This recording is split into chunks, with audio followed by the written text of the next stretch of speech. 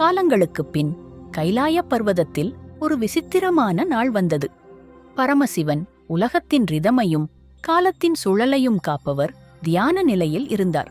ஆனால் அந்த நாள் எப்போதும் போல காலையில் கண்களை திறக்கவில்லை. தேவர்கள் அதிர்ச்சியடைந்தனர்.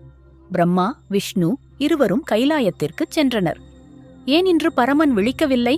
காலம் நகரவில்லை, காற்று நின்றுவிட்டது என்று பிரம்மா உரைத்தார். உலகம் முழுவதும் உயிரினங்கள் அசையாமல் நின்றுவிட்டது. காலத்தின் சக்கரம் சுழலாமல் ஒரு நொடி கூட நகரவில்லை. பச்சை இலைகள் கூட பசுமையில் உறைந்து போனது. பார்வதி தேவி சிவனின் பக்கம் வந்து மெதுவாக கேட்டார். நாதா, இன்று நீங்கள் கண்களை திறக்கவில்லை, காரணம் என்ன? சிவன் தியானத்திலிருந்தே மெதுவாக பேசினார். இன்று பிரபஞ்சம் ஒரு புதிய சுழற்சியில் நுழைகிறது. இந்த அமைதி அடுத்த யுகத்தின் பிறப்பிற்கு முன்வரும் ஒரு மூச்சு, ஒரு இடைநிறுத்தம். தேவர்கள் உணர்ந்தார்கள், இது அழிவு அல்ல, ஆனால் மறுபிறப்பு.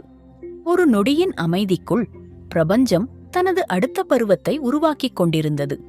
மாலை நேரத்தில் சிவன் கண்களை திறந்தார். அந்த ஒரு பார்வையில் சூரியன் மீண்டும் உதித்தது, காற்று ஓடியது, பறவைகள் பறந்தன. உலகம் மீண்டும் நகரத் தொடங்கியது. அந்த நாள் சிவன் விழிக்காத இரவு என்கிற ரகசியமாக புராணங்களில் மட்டும் விஸ்பர் செய்யப்படும் ஒரு மறைந்த கதையாக இருந்தது.